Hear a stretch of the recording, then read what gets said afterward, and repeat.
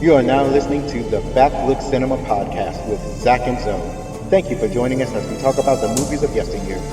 You can reach us on Instagram, Facebook, or Twitter by searching for Backlook Cinema. Check our show notes for more info, and now, let's get it in. Hi, this is Zach. And this is Zoe. Thank you for joining us at the Backlook Cinema Podcast with Zach and Zoe. And this is our 8th episode. We did it. We got to the 8th episode. We're past the average length of podcasts. Most podcasts usually stop at episode 7. We went past it. We're at episode 8. This is a milestone. A milestone in entertainment. For you. For the both of us. And thank you for joining us. The reason that we started this podcast is to strengthen the bond between father and son by watching movies. Movies that I loved when I was growing up, and I'm sharing them with my offspring. Tell them about how they can hear the show. This show can be heard on Apple Podcasts, Spotify, iHeartRadio, Stitcher, Pandora, Audible, or anywhere you listen to podcasts. Anywhere. We're live worldwide. The show can be heard on, I'm reading his lines. You can reach us at backlookcinema.com. You can leave us feedback directly there, or you can check out our social media profiles on Twitter, Facebook, and Instagram. Just search for Backlook Cinema. Please, if you like our show, then rate and review us on Apple Podcasts or the various other podcast apps that you might be using to listen to us. So, what have you been up to this week? Well, playing Cyberpunk, dealing with the buggy mess that it is, even though it is updated to version 1.05, and it's still a buggy mess. Right. Yeah, I heard it's a buggy mess. It's such a buggy mess that PlayStation took it off its PlayStation Store. It was like, enough of this nonsense. You know what? I think it was probably that Peltzer guy. Probably has nothing to do with Cyberpunk. It has its footprints all over it. Yeah, sure it does. And speaking of Peltzer, welcome. Merry Christmas. Merry Christmas. This is our Christmas episode. And this Christmas, what did we look at? We watched the Gremlins. Gremlins. It's the quintessential Christmas movie. Nothing gives me the warm and fuzzies more than Gremlins. That's right. It's a movie about little green men, and boy, do I love movies about little green men. That is not the right way to use it, because sure, they're little green men after they eat after midnight. So what else do you do besides play Cyberpunk? I'm still playing Call of Duty Cold War. That's the only thing. So I imagine that's not as buggy. Of course not. It's Call of Duty. I don't expect that to be buggy. Just right. A lot of people are irritating me with nonsense. Like Flatjacket needs to be nerfed. Right. Straighten up your mic a little bit. Just there you go. Yeah, it's straight. Oh, okay, cool. What was the other thing? No, that's it. Just Call of Duty and Call of Duty, Cyberpunk, Smite, that game. But that's just about it. But just those 3 games. But just gaming in general. Yeah, it's those 3. I was like, was there any gaming news? I don't think there was any. There was too much gaming news. Smash Brothers got Sephiroth. Yeah. A lot of people are disappointed with Nintendo because once again they made Gino a Misu and not an actual character. What do you mean, an NPC or something like that? No. So there was a game called Super Mario RPG, and in that game there was a character called Gino. People loved him. When Smash Brothers was announced, it's like, oh, they should put Gino. Every single year there's a Smash Bros. There's no Gino. And it was like one time, it was like, hey, there's Gino, but he's a Misu. So basically, if you have a Mii character, you can dress him like Gino.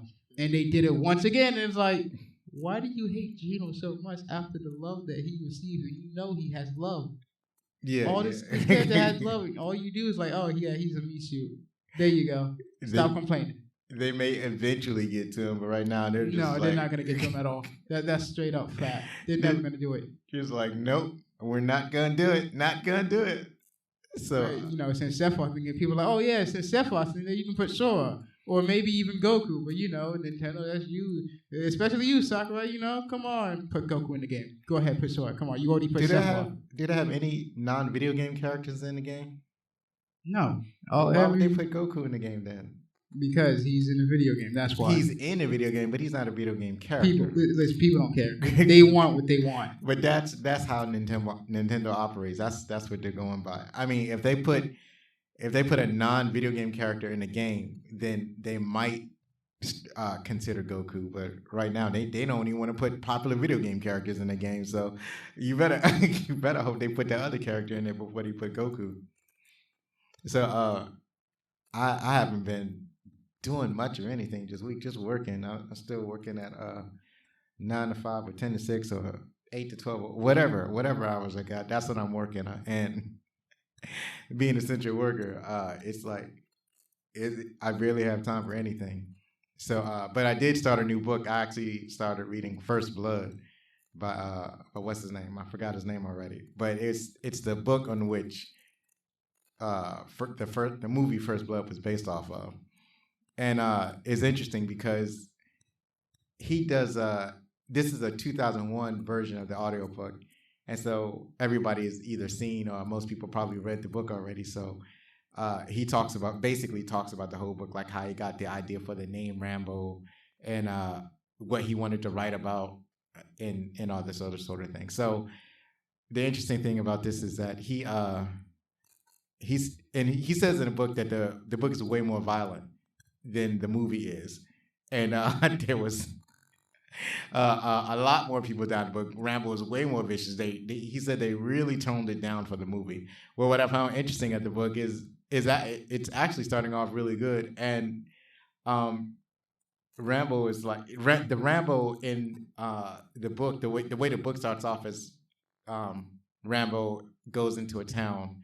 He has long hair and a long beard, and he kind of looks like a hippie. So the sheriff spots him, and the sheriff drives him out of town because basically the sheriff don't want anybody looking like that in his town. So Rambo is indignant, and he walks back to town. And the movie kind of starts off the same way. But what's funny about it is that in the movie, he only walks back to town like once, and then, shenanigans ensues. But in the book, he walks back to town several times. Like, the sheriff keeps driving him out of town, and Rambo keeps walking back into town. And he has an internal monologue. It's like, why are you doing this? Like, you don't even want to stay in this town. You can just keep walking. You can just go to another town. But Rambo was indignant. He was like, but it's my right. I don't deserve to be treated like this. I fought for my country. I'm an American citizen. I deserve to be anywhere I want to be as long as I'm not breaking any laws. And I'm not breaking any laws. I'm not bothering anybody. I'm just walking around and not being harassed. And this is like, Rambo's constantly being harassed based on what he looks like. So it's like he doesn't talk to anybody. He doesn't bother anybody. It's like he stops in the town. A sheriff asks him where he's going. And then basically the sheriff drives him out of town. So basically Rambo decides this is the last straw. He's not going to deal with this no more. So that's why the events of First Blood happened. That's why he gets into a firefight with the National Guard, and so on and so on. But that's a pretty good read, and at least it's a pretty good read so far. And I've been playing 3D Sniper on my phone, sniping folk and Scrabble. But I've toned down my Scrabble because I didn't want to play Scrabble. It's like if you can play multiple people on Scrabble on your phone, and if you're not careful, you're playing like 8 games of Scrabble with 8 different people, and that could take up a lot of time. So I was like, I think I need to slow down. So now I'm only playing one person. It's a bot posing as Kevin Hart. So that's all I'm playing right now because Scrabble is doing promotion with Kevin Hart. So anyways, that's all I've been doing. So how'd you like the movie? It was good. I figured you would like it. I figured you would like it. I knew you like it because I liked it. That movie was a trip. It came out in 1984. So I think I didn't get to see it until it was on DVD. And so wow, what you call it? Whenever I hear the music is one of my favorite parts of the movie because it's like even when we was getting ready to watch it, I could hear the music playing in my head. and what you call it? And everything about the movie was it was so unexpected. is one of the most original stories that I've like watched or anything like that. So I really enjoyed it. So and the synopsis of the movie, when Billy Peltzer is given a small creature called a magwai by his father, he is unaware of the carnage he is about to encounter. There is a huge responsibility in looking after Gizmo, as there are certain rules which must be followed. The Mogwai must be kept away from bright light, never get him wet, and never feed him after midnight. When an accident occurs involving Gizmo and water, the next evolution stage of the Mogwai appears, and it isn't nice at all. That was written by Fan Film that I found on IMDb, which is where I get most of my trivia. And I also get a little trivia from Wikipedia. Thank goodness for the internet, or this podcast would not be possible. It was released on June 8th, 1984 by Warner Brothers. It grossed over $140 million on an $11 million budget. So it was a hit. It was a hit. It was, I don't think it got mixed reviews. I didn't study the reviews like I remember. You know what? I knew there was something I forgot. Oh, you forgot to check the reviews? Yeah, I didn't check the reviews. So I just pulled them up on the phone later on. But yeah, but it was generally favorable. I know I liked it, and it made a lot of money. It made a sequel, which I did not like, and which messed up is that I think the sequel was directed by the same person that directed this first movie. But he didn't do a good job. It stars Zach Galligan, spelled the same way your name is. Sadly enough, he didn't appear in any more significant roles. This is like his highest profile role. And also Phoebe Cates, which for some reason I thought she appeared in a lot more films, but she did appear in Fast Time at Ridgemont High and Drop Dead Fred and a number of other movies. She was in one of the Lego movies. But she didn't appear in as many high profile films as I thought she would have. It also has Hoyt Axton, that's Mr. Peltzer, kept trying to sell people his products. Yep, every time. Every time. Well, I admire him for his tenacity, but his stuff was straight garbage.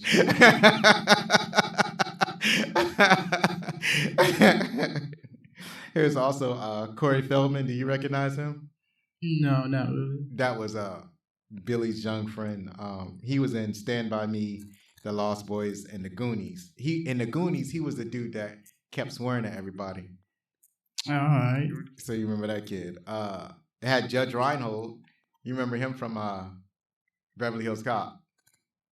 I don't remember which one he was, but yeah, I remember. He was one of Billy's supervisors from the bank. Oh, okay. Right. He was trying to I think, what was her name in the movie? I think her name was Kate in the movie. But so he was trying to he was hitting on Kate, but he was kind of an a-hole, and Kate wasn't attracted to his attitude. You can't say, "Oh yeah, look at me, I'm a supervisor." Also, I live in an apartment.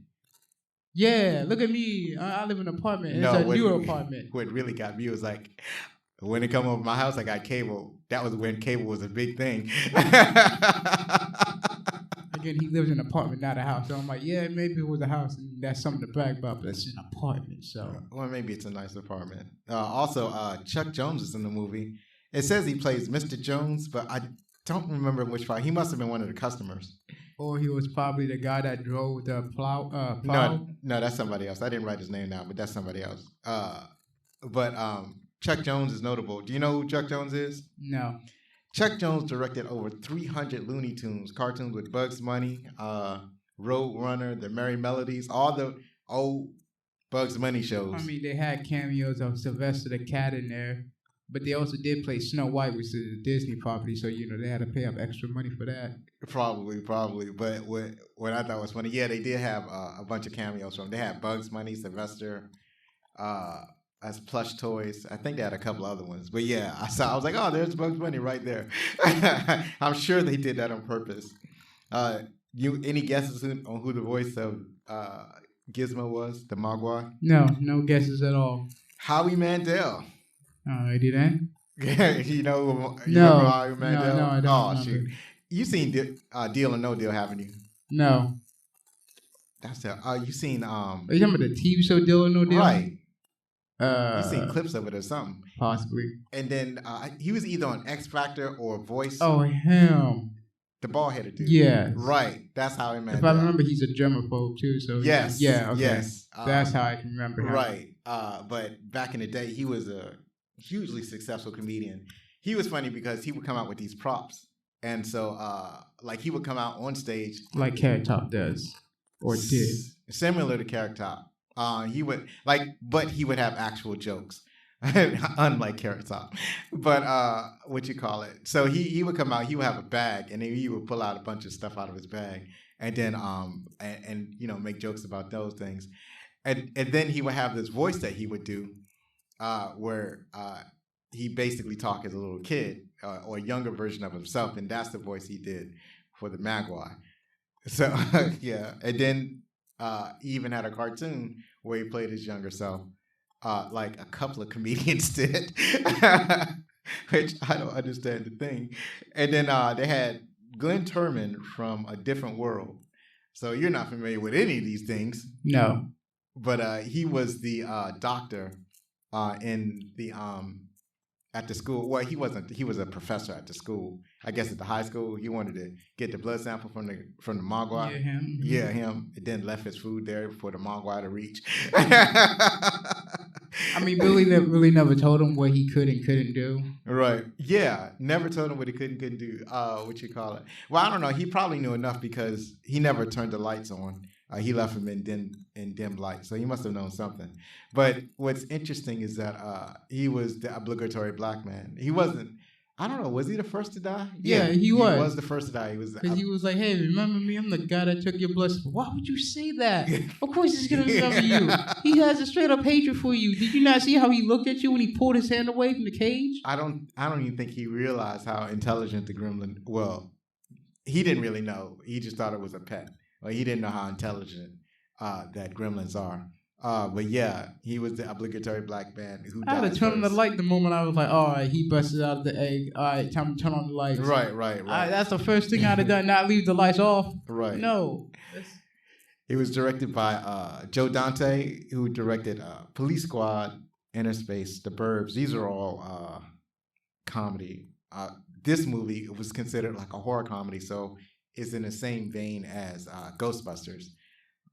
He also directed episodes of The New Hawaii Five-0 and The New MacGyver. I've tried to watch The New Hawaii Five-0, and it's sort of nice, but it's like I just can't really get into it. And I'm like not watching The New MacGyver. Give me my old MacGyver. And then he's also directed episodes of DC Legends of Tomorrow. It's written by Chris Columbus, which is a legend in the movie business. He wrote movies like 9 Months and Only the Lonely. He wrote games based on movies that he was involved in, like Gremlins and The Goonies. And he directed a couple of Harry Potter movies, Mrs. Doubtfire, and a couple of more. So he's been busy. He's been doing the thing. Yeah, it shows. Yeah. So, what do you think about the music? It was really good, especially the Gremlins theme song whenever they start getting to mischief. That was real good. Yeah, that was one of the best soundtracks. So it was composed by Jerry Goldsmith. He's also composed for movies such as The Sum of All Fears, Along Came a Spider, Star Trek Nemesis, and Hollow Man. So The Sum of All Fears, I think that's one of those. I'm trying to think of where it was. It's like The Hunt for Red October. It's in that same movie.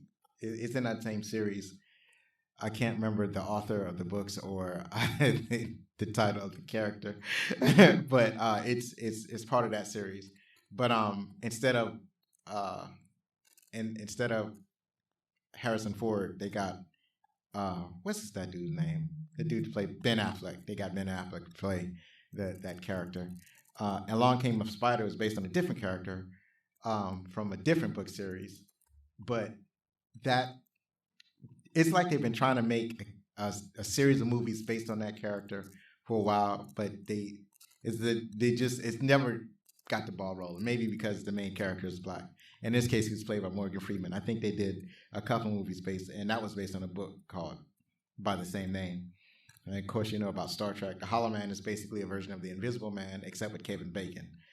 So I heard it was good. I never saw it, but along came a spider. We might have to put that on the list. No.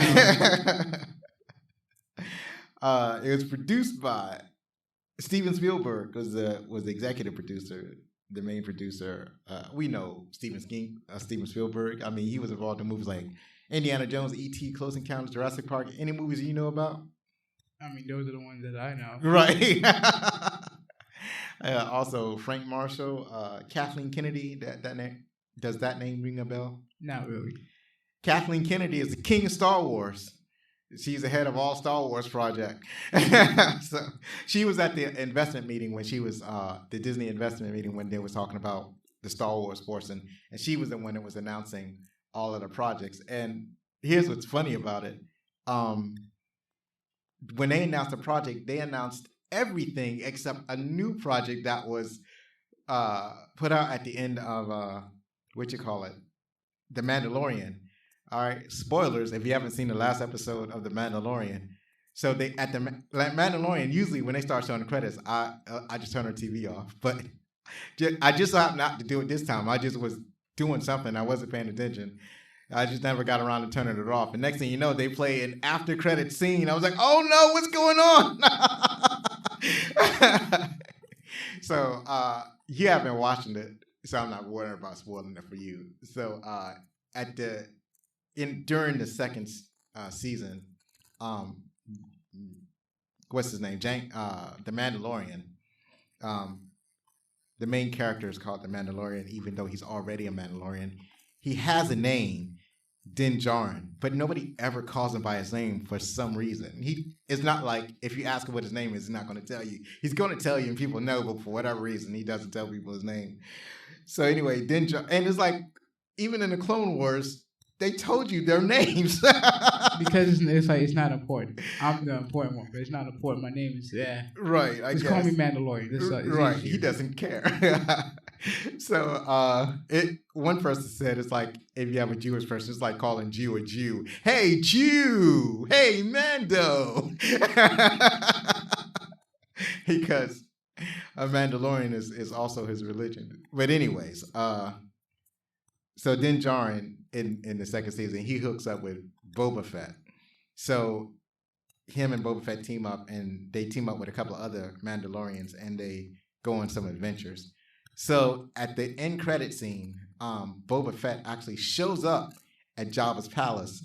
In Jabba's palace, the former Mojo Domo, Mojo Domo is like a housekeeper or a manservant, something like what Alfred does. So apparently when he's in charge of Jabba's portion of Jabba's little criminal syndicate, he gets in charge. For whatever reason, the Hutts think it's appropriate for him to be in charge, and he's grown way fat and sitting on his own throne. And next thing you know, there's some blaster fire. Boba Fett comes in, and Boba Fett comes in with his sidekick assassin. They kill everybody there and pull the fat dude off the throne, and Boba Fett sits on the throne. So Boba Fett is going to take over Jabba's criminal empire. And then at the end it says, coming soon, the Tales of Boba Fett, or the Book of Boba Fett. Uh-huh. Right? I was like, oh my God, they're going to have a Boba Fett series, and they didn't announce it at the investor meeting. Yeah, because they're like, we want this to be a surprise. Right. It's like, if you really watch the show, you really care about the credits and stuff, you will stay for this. Right, and that was amazing. They kept that under wraps. They kept that a secret. They're always doing stuff like that. I think at this point, when it comes to Disney / Marvel / Star Wars stuff, to stay until the end of the credits. Right. That's the lesson here, folks. To stay at the end of the credits. Right. Stay till the end. Kathleen Kennedy, she must have had something to do with that. That's why she's the king of Star Wars. And let's see. The movie was released by Warner Brothers. I don't know if I mentioned that earlier. You did. Oh, okay. So and they're still going strong. I think that's the studio that's going to release all the movies on HBO Max for 2021. Yeah. Yeah, so Yep. it's a controversial decision. Personally, I don't have a problem with that. I'm not going to a movie theater until I get vaccinated, so I won't have to worry about it. And there's folks, if you're concerned about vaccination, get vaccinated. It's been tested. I'm pretty sure it's safe. I don't think the government's trying to kill us, at least not this time. I don't think so. And I'm going to get vaccinated.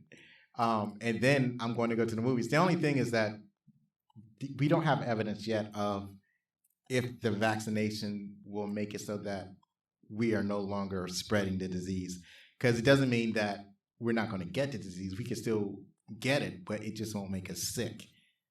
But will it make it so that we're spreading the virus? We don't know. So we'll still have to wear a mask to protect other people from us. But we don't have to worry about getting sick and having to go to the hospital or possibly dying. And what's interesting is that I would gladly go to the movies again. With the purchase, I had bought Gremlins off of Voodoo, and they had a special saying, well, like if you buy Gremlins, you can get tickets to see Wonder Woman at a participating theater. I'm like, no thanks. I mean, I really want to, but no, I'm gonna watch a Christmas with everybody else. And the reviews from Wonder Woman look good. Have you seen any? No, not really. I haven't seen no reviews yet. Have you seen? I haven't seen any either. I've just seen that. You know how like they got the head of the title of the review, Yeah. and that lets you kind of know whether they liked it or didn't. So I saw the title of the review. It's like, oh, okay, this person liked it. So I'm like, oh, I think I'm going to have fun in this movie, but I'm going to have fun at home. So, man, that was a great movie. We're going to go and take a break, and we'll be right back. And don't go anywhere. You've already downloaded this, so just stay tuned. Listen to commercial. How are you going to spend that Christmas money after Christmas? Sunday at RFK Stadium. Get ready for monster robot action this Sunday after Christmas. On Sunday, the 27th, the giant-sized monster robots are coming to DC to duke it out to see who's the baddest robot on the planet. Meet your favorite bots at a meet and greet before the match, then get ready for mind-boggling action. The undercard, the Iron Giant versus Gigantor. Find out which classic robot is superior. Up next, Ultraman versus Mechagodzilla. Does the mechanical beast have what it takes to take on the agile hero? The main event, the Megazord versus the undefeated, undisputed champion of the universe, Voltron, the legendary defender. Will Voltron hang on to the belt, or will this new upstart take him down for the count? Find out this Sunday, December 27th. Get your tickets now. Seats are limited.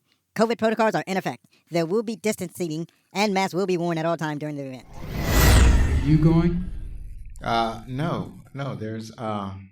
There's a pandemic happening right now, so I will not be going. But kudos to anybody who wants to go out there and try to meet up with Voltron or Gigantor or whoever their favorite giant robot is. Who do you think's gonna win? What do you mean? Who do I think? Why does that matter? First of all, you don't even know which Megazord it is. It could be any Megazord. Doesn't matter which Voltron because there's only two versions of Voltron. Well, what about the undercard? There's Mechagodzilla is Mechagodzilla. That's gonna lose. If it can't be OG Godzilla, it ain't gonna be no it's not gonna be Ultraman. Yeah, it's not gonna be him. So Iron Giant. He's gonna act like he's Superman because that's what he did in his movie. Yeah. So you think he's gonna? Well, see, Gigantor is almost the same as the Iron Giant, but you think he's gonna beat Gigantor? Maybe, I don't know. Have you ever seen Gigantor? No, I don't think. I have. Okay. So you're not familiar with Gigantor. I'm familiar with the theme, but not that in general. Gigantor. He's bigger than big. He's stronger than yeah. Oh, so you're not familiar with that. Like I said, the theme, yeah, a little bit, but in general, no, nothing else. So I don't know. For me, the Iron Giant versus the Gigantor, I think that's a toss up. But yeah, I think Ultraman's gonna smash Godzilla. Have you seen Ultraman in action? I've seen some clips of him before, yeah. Yeah. Man, I just could not get enough of Ultraman when I was growing up. Man, that was my dude. That was my dude. You heard? What you call? He was controlled by a little kid. Little kid would call forth and basically control Ultraman. He wasn't inside Ultraman. He just had like a headset, and he called Ultraman. Ultraman would show up and he did karate chops. That was my dude right there. He was obviously a dude in a silver suit, but they told us he was a robot. I was like, fine, he's a robot. I'm down with it. And with Megazord versus Voltron, I think you're right. We don't know which Megazord, but come on now. Once Voltron pulls out that blazing sword, it's over with. Or once the Megazord decided, hey, let's call the other Megazords to combine and make a bigger Megazord, it's over with. Did you ever forget about that? That they keep adding things to the Megazord? Well, yeah, I've seen the Megazord do that. Voltron has done that on one occasion, but there was especially at the end of the Legendary Defender, he merged with something and became some version of Ultra Super Voltron. So Voltron can do the same thing. I'm just saying, once he pulls out that blazing sword, it's a wrap. I mean, he can throw out his phaser size, or he can his nunchuck thingies or whatever. He can do the flame and the ice rays, and all that stuff is just preliminary. The next thing you know, form blazing sword, and it's a wrap. He's going to wrap it up with the sword. Everything else is just what you call it. It's just a preview.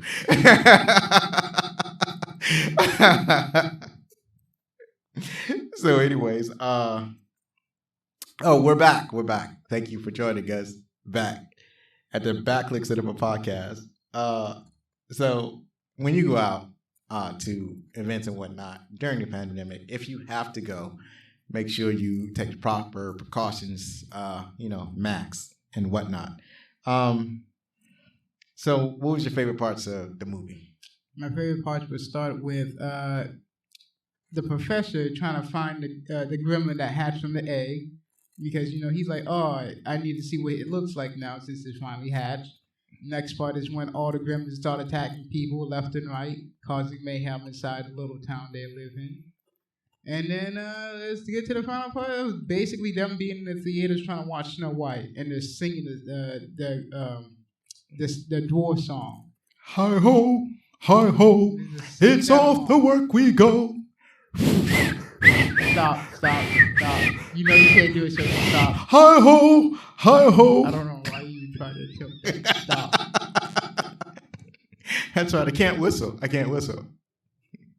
But it was generally a funny movie. It's funny, right? Because when I watched it growing up, I never thought of it as a comedy. I was actually horrified, but I guess I was so young. I was at just the right age. I was the exact target audience for this movie. So in 1984, I think I was in middle school, so I was the exact right age. And so everything about that movie just resonated with me about getting a pet and trying to take care of it. It's basically a cautionary tale about taking care of a pet, because pets are awesome responsibility. You have a dog, you gotta, make sure you get the right dog breed. That dog has to have the right temperament for you. For example, if you live in like an apartment and you working all day, you don't want something like a border collie or a husky, because they're extremely intelligent and they will wreck your house because they got nothing to do. You got to get a dog with a very calm temperament, and then you got to feed them. You got to clean up after them. It's an awesome responsibility. Pets are, and I think this movie is a cautionary tale about taking care of others.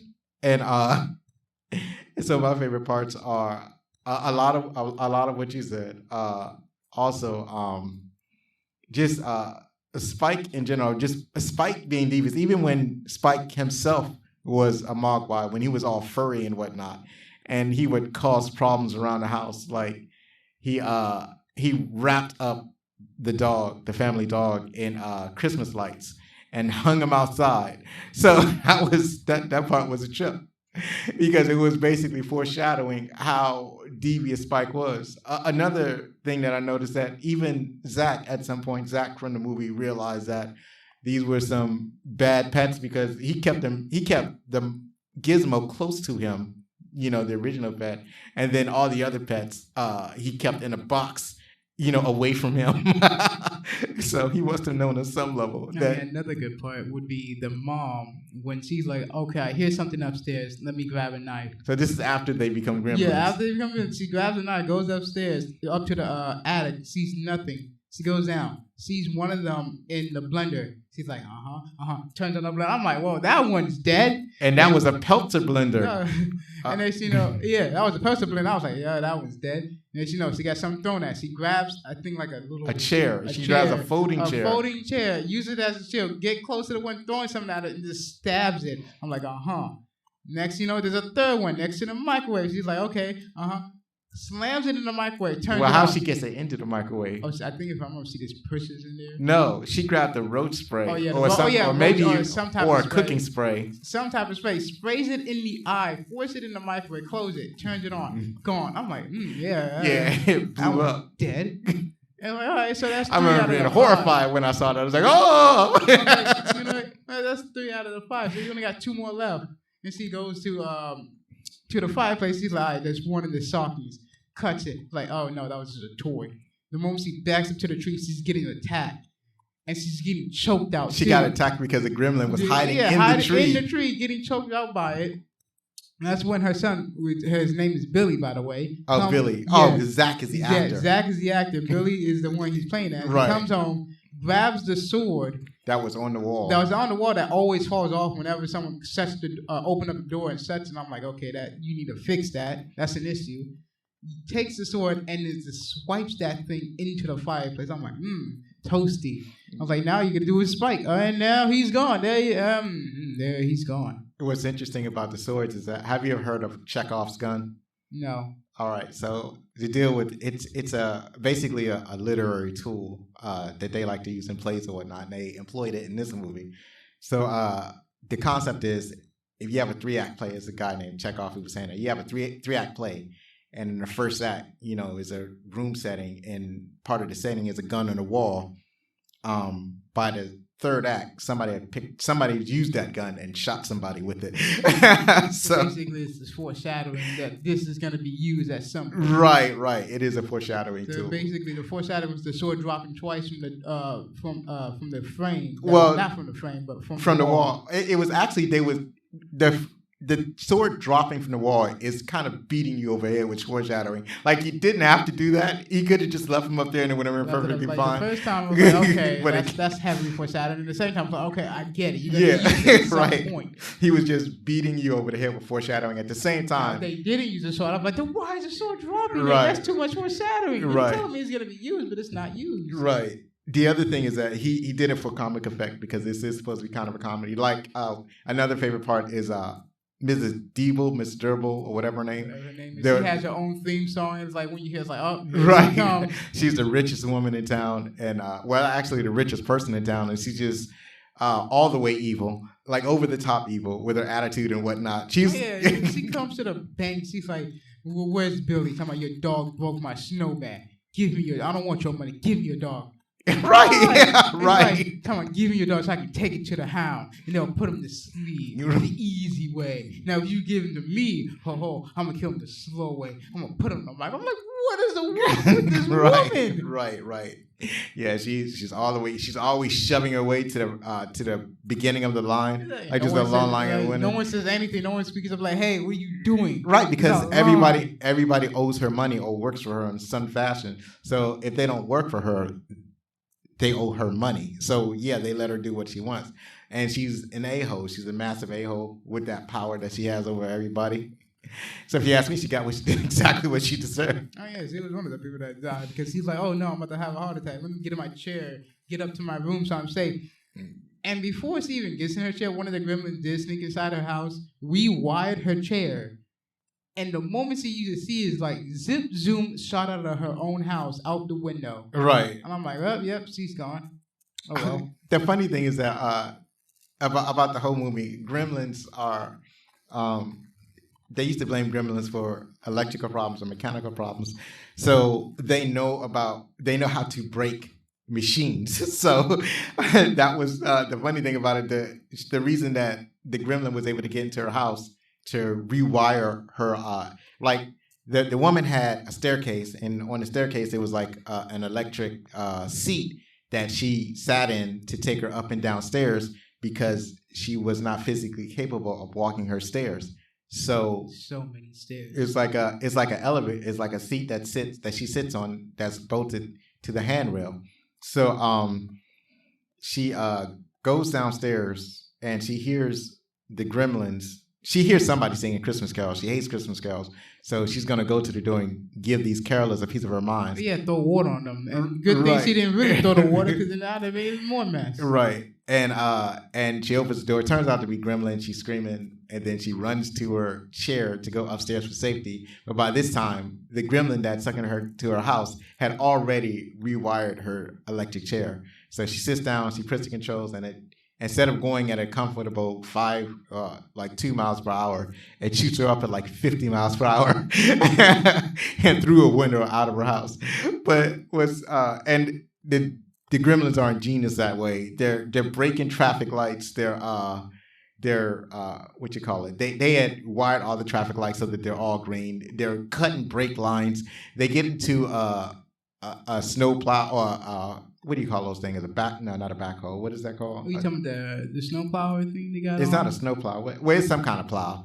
So, I guess they could call it a snow plow because it was wintertime and the guy was using it.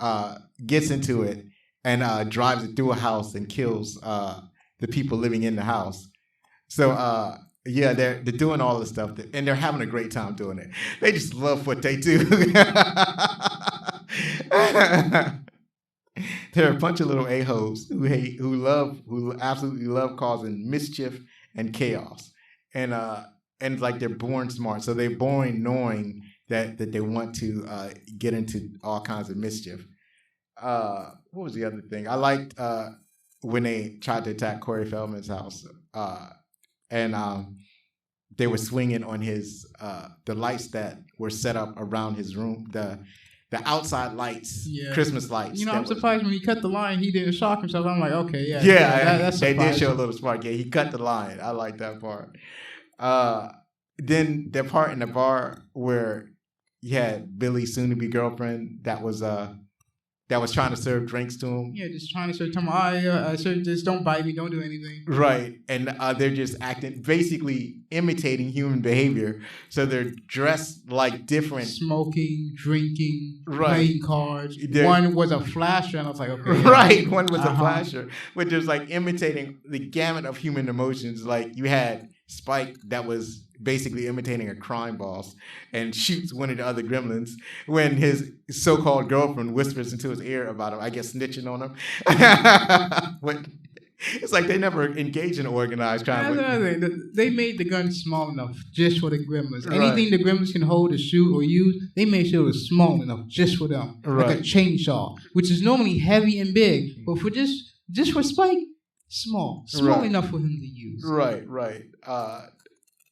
I like that Billy was not. He was basically inept at fighting the Gremlins. Like you would expect the action hero to be able to handle something like this, at least be confident about it. But Billy was not built for this, and he's totally incompetent. He's like, I don't know what to do. I'm scared. Right, he's scared, and he tries to fight, but he really can't. Same with the police officers in town.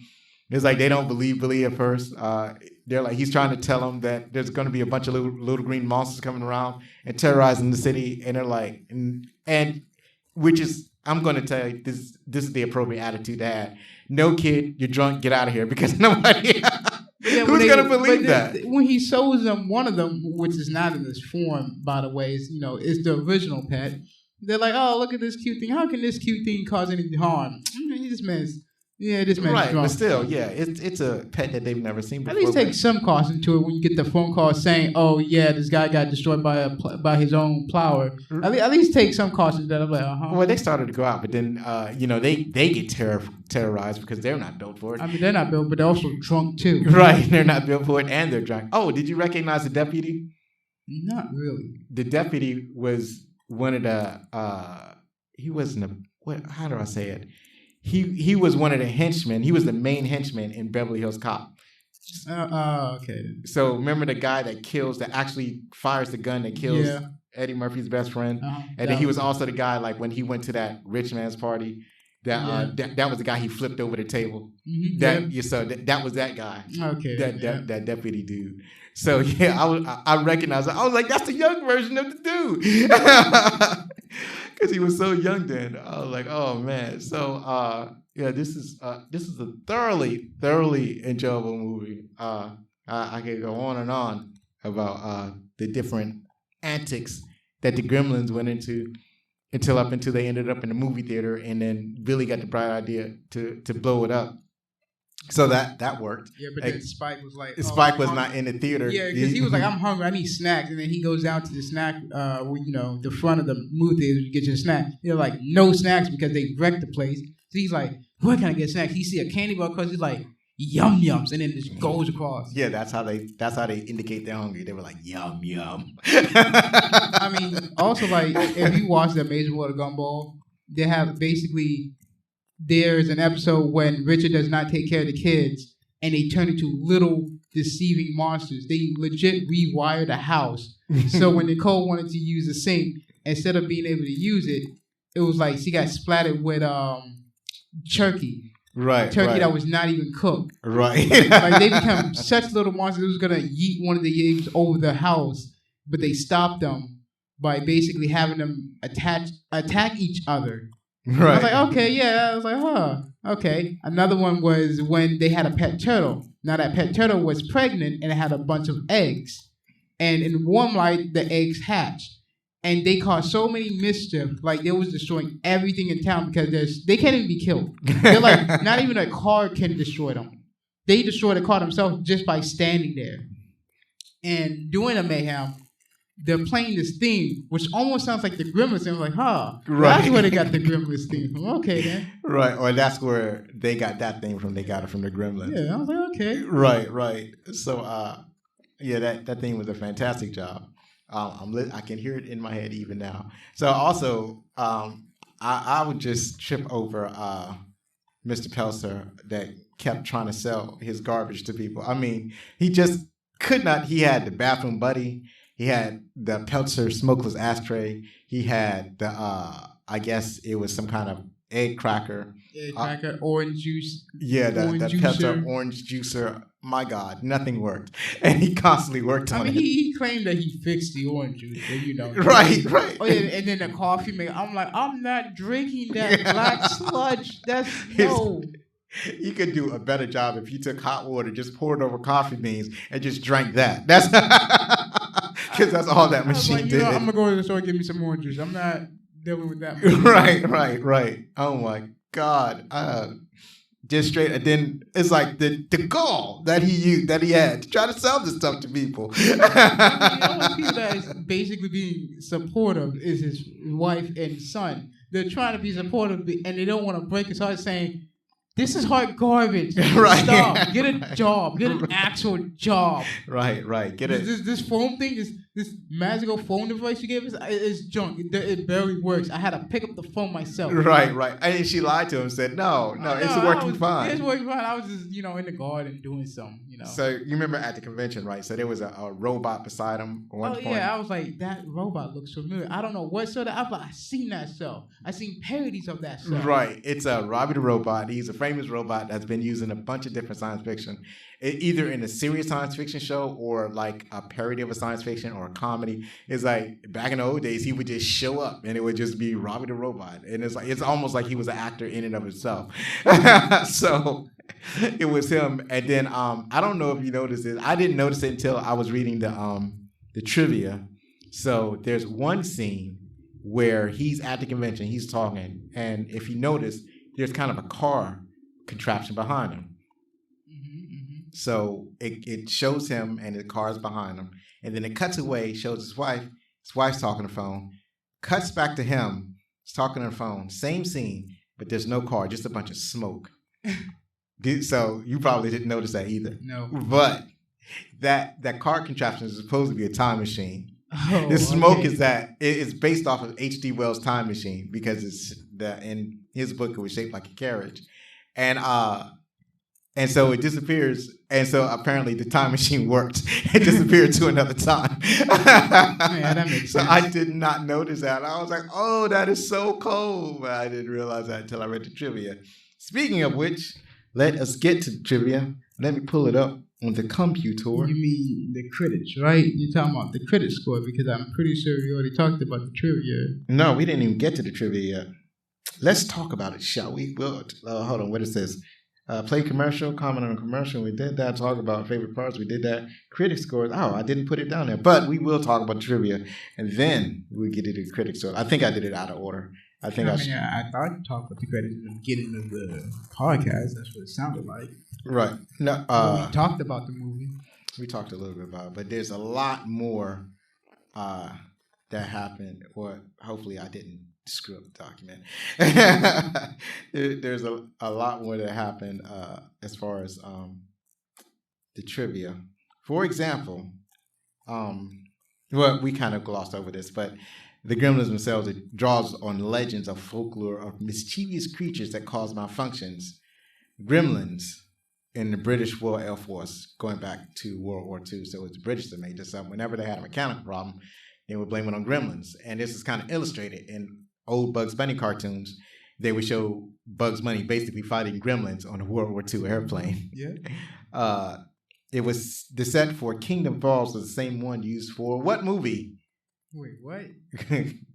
The set for Kingdom Falls, the setting or the town they was in, it was the same set that they used for Back to the Future. Oh, okay. I didn't know. I visited Universal Studios one time, and I got to see that. That was neat.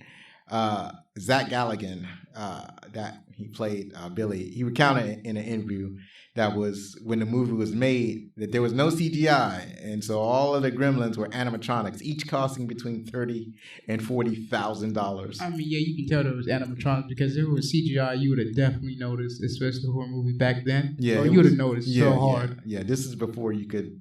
Really before CGI. But because this was a Spielberg, oh yeah, you already know animatronics was up the alley.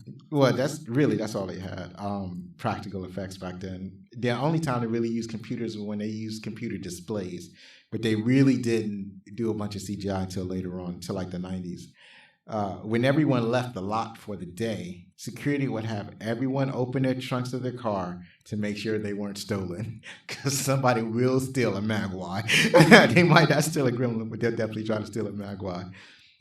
This movie and Indiana Jones and the Temple of Doom are credited with the inspiring of the MPAA to create the PG-13 movies.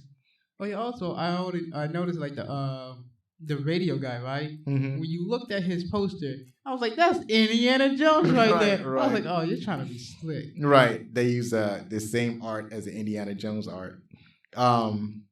So really, it was Steven Spielberg, because he was involved in both. He directed Indiana Jones and he produced this movie. He's like, come on, guys, just make another rating. All right, it's too violent for little kids, but it's not so violent that it needs an R rating. Come on, let's meet me in the middle. Let's meet in the middle. Come on, we can make it PG-13. Okay? Right. Yeah, come on, let's see how it works. Come on. Trust me. And they listened to him because he, especially back then, he had the biggest genitals in Hollywood. He was a big dog. He was he who shall not be named. He was he who walks behind. That was the type of dude that Steven Spielberg was. I got the biggest balls here. How about you make another rating? How about that? Because otherwise, he would either try to make it more violent so he can get an R rating, or try to make it less violent, which would kill the movie. Here's one of my favorite pieces of trivia. In Cantonese, Mogwai means devil, demon, or gremlin. In Mandarin, the pronunciation is Mogui. So when he's at the Chinese shop, when Peltzer was at the Chinese shop to buy a pet for his son, actually he was the first there to sell his garbage, but then he kept getting interrupted by this noise, so walked over to where the noise was and discovered the Mogwai, and he wanted to buy it, and the old Chinese man was like, no, but then his, I guess, grandson was like, we need the money, so he sold the Mogwai to Mr. Peltzer on the fly, and gave him the rules and everything. But he's asked, "What is it?" It's a Mogwai. I told him right off the bat that it was a devil, a demon. I told him. Yeah, but you're not gonna know that because you don't know. Well, he tried to. He did his best. No, he did not. What is it? He could say like, no. The reason why I don't trust you is because this thing can be evil. All right, so no. Right, no, because it takes an awful lot of responsibility. No, we don't want you to take. I'm not selling it, and the dude was able to buy it anyway. One of the studio notes is like suggestions. So a lot of times you hear people talking about, well, I got a note from this person, or I got a note from upstairs, or I got a note from the producer. A note is like a suggestion. So one of the studio notes to director Joe Dante and Steven Spielberg on seeing the first cut was that there were too many gremlins. Spielberg suggested cutting them all out and calling the movie People.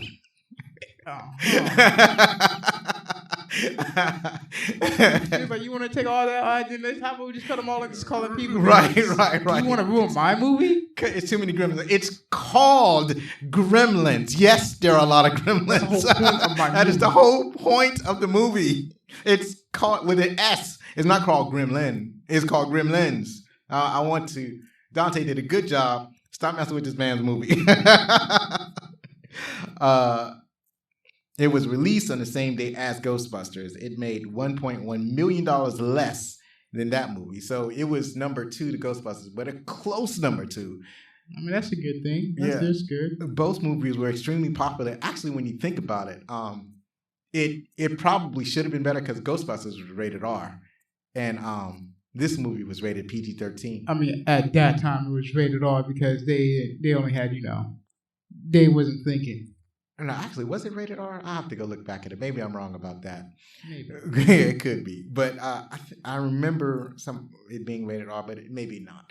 Because when I think about it... There was no blood, cussing, and... It was a lot of cussing. It was a lot of cussing. So and it's probably why it was rated R. Right. Because I remember that one line. It was like... In Ghostbusters, it was like... what did he say? He was talking... There was a government official trying to shut down the Ghostbusters ghost capture unit, and it's like they were talking to the mayor, and somebody was like, "We were doing all right until Dickless here came over and started messing with us." And the mayor said, "Is that true?" And the Ghostbuster was like, "Yeah, it's true. This man has no dick." Oh my God, I'm going so off track. After watching Tim Burton's earlier short films, Steven Spielberg considered him to direct this movie, but decided against it as Burton had never directed a full-length movie. So it might have been his first movie, but Spielberg was like, "Oh, I want to do it, but I want to do it, but you haven't." You need to season you, son. You need to be seasoned a little bit. You need a little more seasoning." But can you imagine what Tim Burton Ghostbusters would look like? Probably dark, heavily this brutal nonsense possibly going on. Yeah, I can see a lot of dark. It would have been much darker. Like people crown him as the edgelord of all edginess. It probably would have been black and white. It would have been so bad. There was remember the scene where Stripe attacks Billy with a chainsaw? Yeah. So that was not in the script at first. That was actually added by the actor Zach Galligan and the director Dante. They got together and they decided to film that scene as an homage to the Texas Chainsaw Massacre, which was released in 1974. So they must have both loved that movie. Here's something neat. Originally, Stripe and Gizmo were the same character.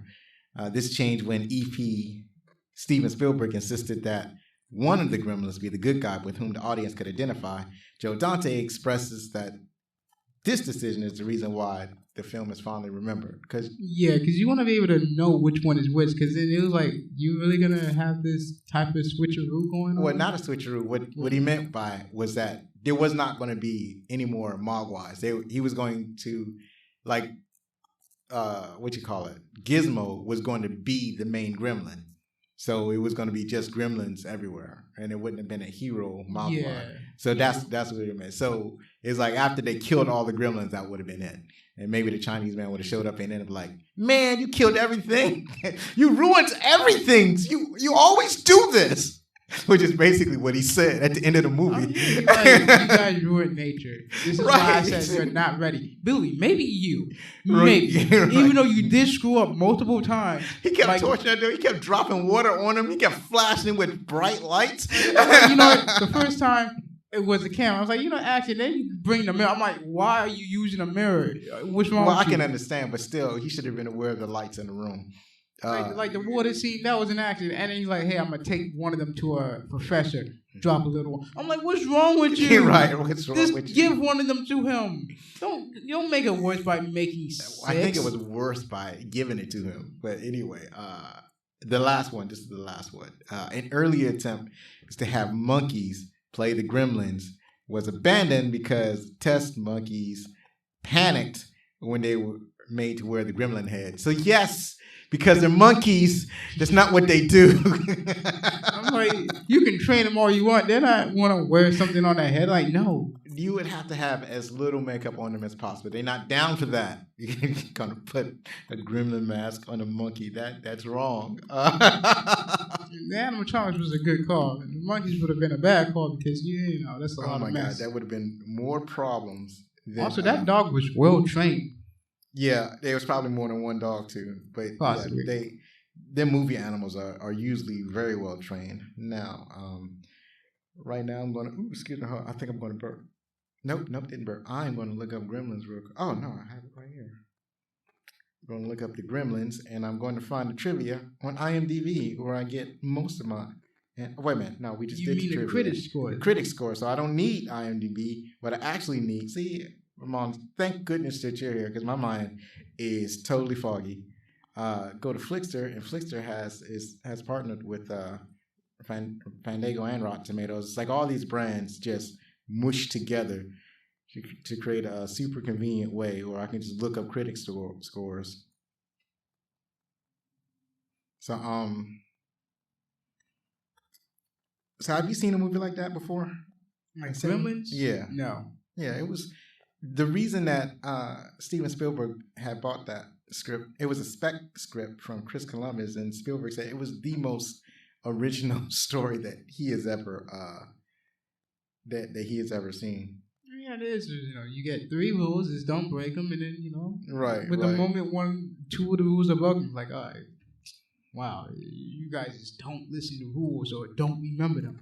Like, so I'm on the Flickster app, but they only show me like the main scores. So I was like, can't fault Billy for feeding them late at night because one of them broke the clock, and I'm like, yeah. I can't fault you because you had no other way to check the time. Yeah, you really did it. You didn't have a watch. Especially back then, as like they didn't have cell phones, which keeps time automatically. It was only the mechanical clocks, and they just didn't know. You can't really fault the professor whose Mogwai ate his food after midnight. I can because he left the sandwich there. Well, he left the sandwich there, but he didn't know that the gremlin was, or the Mogwai was going to be able to reach to the cage and just grab the very edge of his sandwich. They're not allowed to eat at midnight. He should have wrapped that joint up. But what's really neat is that the gremlins were smart enough to cut the wires to the clock. They didn't even unplug it; they just cut it or chewed through it. They chewed through it. I'm like, yep, there we go. Now he right, and so the clock was actually stuck at I think 11:25 or 11:30. Yeah, and I'm like, wait, how do you not check your clock every single time you're home? You're telling me you never check the clock at all? Actually, I don't even know. Actually, they probably cut it. No, actually, because they're always in the box most of the time. They could have chewed it at 11:30 the previous day in the afternoon. Yeah, they could have done that. But I'm like, when you go home, you check your clock. And it's like, but nobody expects a clock to just be broken. If it's plugged into the wall, you just expect it to work. I expect it to be a certain time when I'm like, no, something will fill it. Let me look at my clock again. Right. So I think I seen Metacritic. The Metacritic score gave it a score of 70, which I think is kind of low. On the tomato meter, they got a score of 85, and audience score is 78. I'm disappointed in the audience this time. It was better than 78, closer to 85. My book, it was like a 90%. I love that movie. But let's see what some of the professional critics say. This dude named David Lucia. It says a genuine classic that holds up remarkably all these years later. So that was probably a recent a recent review. Mike Macy says a thrilling anti-Christmas product effectively mocking other no-nonsense evil alien endeavors become staple of the horror comedy subgenre.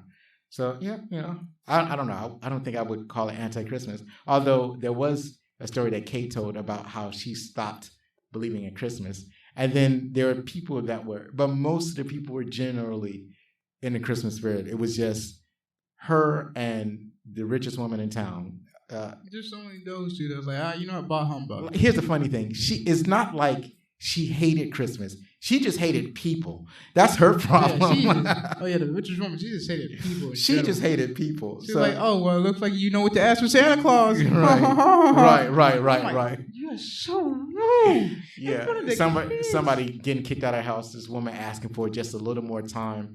She talking about the progress they made. Like her husband just got a new job and she's going to start working part-time so they can pay off their debt. And then this old evil woman talking about, well, now you know what to ask Santa Claus for Christmas. It's like, why? What are the kids? 2 kids. Come on. Sarah Musnicki from Nightmares Conjurings. She said Gremlins is definitely a product of its time, but it's got a lot of heart. I can't fault it that. Here's this is the last one I'll read.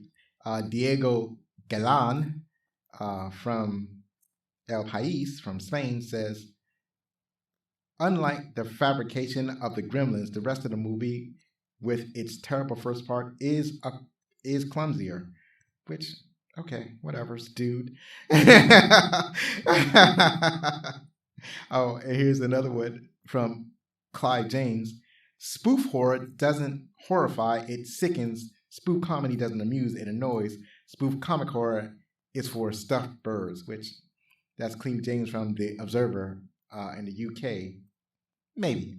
You know what? I disagree.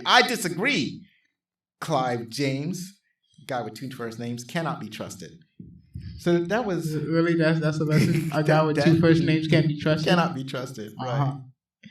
So that was it. That was Gremlins. Gremlins was a great movie. If you have not seen it yet, even though I spoiled the movie, I would encourage you to watch it. It's a great Christmas tradition up there with A Christmas Story and Die Hard. And even A Santa Claus. I don't know. I haven't watched Santa Claus in a long time. And I'm not sure how I feel about it now. But Elf. Elf is a great Christmas movie. And it'll work alongside Gremlins. Watch all of these movies together this holiday. And a couple of announcements. As you know about our website, backlookcinema.com. We're working on adding some more pages. At least one more page is going to have our gallery. We're both artists. Zach likes to draw. He especially draws anime. I like to draw superheroes and other stuff. So we got some drawings. Some of our drawings on DeviantArt. So we're going to add a page so you can peruse our artwork and marvel at the mastery we have of the pen, the paper, and inks, and computer programs like Clip Studio Art and those such things. So we're going to put our art on there, and we're going to have the art linked to the DeviantArt pages from which they came. And yeah, that's all the extra announcement we have. You got anything else? No, not at all. Well, Merry Christmas, everybody. Merry Christmas. We hope that you had a great Christmas. I hope you got everything you want.